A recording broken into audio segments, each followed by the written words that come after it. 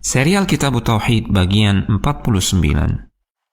Kisah para pencuri berita di langit. Al-Imam Al-Bukhari meriwayatkan dalam sahihnya dari sahabat yang mulia Abu Hurairah radhiyallahu ta'ala anhu bahwasanya Nabi sallallahu alaihi wasallam pernah mengabarkan, manakala Allah Subhanahu wa ta'ala menetapkan suatu perkara di langit, para malaikat menundukkan sayap-sayap mereka penuh ketundukan dan rasa takut di hadapan Allah Subhanahu wa ta'ala, karena mereka mendengarkan firman Allah yang maha agung lagi maha sempurna.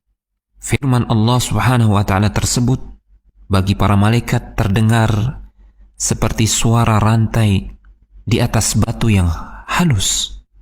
Disebutkan bahwasanya para malaikat saking takutnya kepada Allah Subhanahu wa ta'ala, mereka semua pingsan, tidak sadarkan diri mendengarkan firman Allah Tabaraka wa ta'ala. Dan manakala rasa takut itu dihilangkan dari hati-hati mereka, mereka terbangun dari ketidaksadaran mereka. Lantas para malaikat bertanya satu sama lain kepada malaikat yang derajatnya lebih tinggi dari mereka, apakah yang telah difirmankan oleh Rabb kalian? Pertanyaan itu kemudian dijawab oleh malaikat yang terdekat, yaitu Jibril alaihi salam. Allah Subhanahu wa ta'ala telah berfirman atau telah menetapkan perkara yang hak, dan dialah al-haq yang maha tinggi dan maha besar. Perbincangan para malaikat tersebut didengarkan oleh para pencuri berita dari kalangan syaitan. Mereka mencuri berita di langit. Digambarkan oleh Sufyan Ibn Uyainah rahimahullahu ta'ala, salah seorang perawi dari hadis ini. Para syaitan yang mencuri berita di langit tersebut saling sokong satu sama lain. Syaitan yang satu berada di atas pundak syaitan yang lain, demikian seterusnya sampai mereka berada di langit dan mencuri berita dari langit. Ketika syaitan berhasil mencuri berita dari langit, maka dia menyampaikan kepada syaitan yang berada di bawahnya, demikian seterusnya sampai syaitan tersebut menyampaikan kepada para dukun dan tukang sihir. Terkadang syaitan-syaitan tersebut terkena oleh lemparan meteor sebelum mereka berhasil menyampaikan berita yang mereka curi.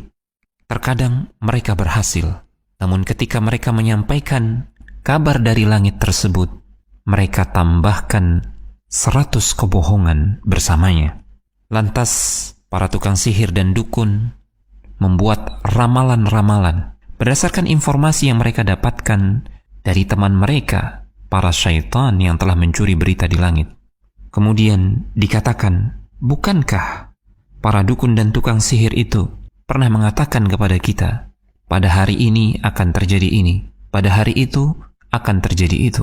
Dan memang benar terjadi. Namun satu kebenaran tersebut dibungkus dengan ratusan kebohongan.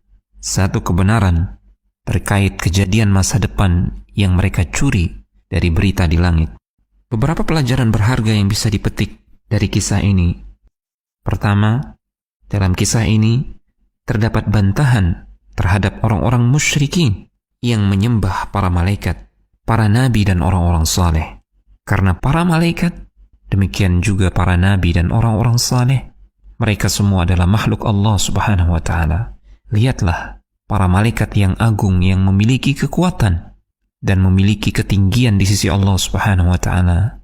Mereka semua pingsan manakala mendengarkan firman Allah Subhanahu wa ta'ala. Maka orang-orang yang derajatnya jauh di bawah para malaikat tentu lebih tidak berhak lagi untuk diseru dalam doa dan ibadah, untuk disembah dan diibadahi. Kedua, di sini terdapat dalil bahwasanya hanya Allah semata yang berhak untuk diagungkan dan diibadahi. Begitu agungnya Allah Subhanahu wa ta'ala, sampai-sampai para malaikat yang agung dan kuat tidak sanggup bertahan manakala mendengarkan keagungan perintah Allah Subhanahu wa ta'ala. Mereka semua pingsan karena takutnya kepada Allah Subhanahu wa ta'ala. Maka zat yang memiliki keagungan yang sempurna, dialah satu-satunya zat yang berhak untuk diibadahi. Ketiga, Dalam kisah ini terdapat penegasan bahwasanya Allah Subhanahu wa Ta'ala memiliki sifat maha tinggi. Allah Subhanahu wa Ta'ala berada di atas langit, di atas segenap makhluknya. Dia tidak bersatu dengan makhluknya, dan tidak ada satupun makhluk yang menyamai ketinggian Allah Subhanahu wa Ta'ala, apalagi lebih tinggi daripada Allah Subhanahu wa Ta'ala. Keempat, dalam kisah ini terdapat dalil tentang batilnya amalan para tukang sihir dan dukun. Sekalipun mereka benar, kebenaran yang ada pada mereka dibungkus dengan ratusan kebohongan untuk menyesatkan manusia.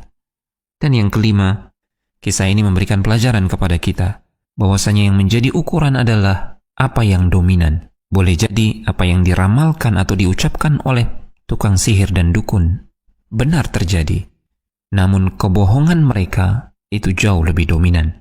Sehingga jika ada satu ramalan mereka yang benar terjadi, itu sama sekali tidak menunjukkan kebenaran tukang sihir dan dukun tersebut. Telegram channel Kristal Iman.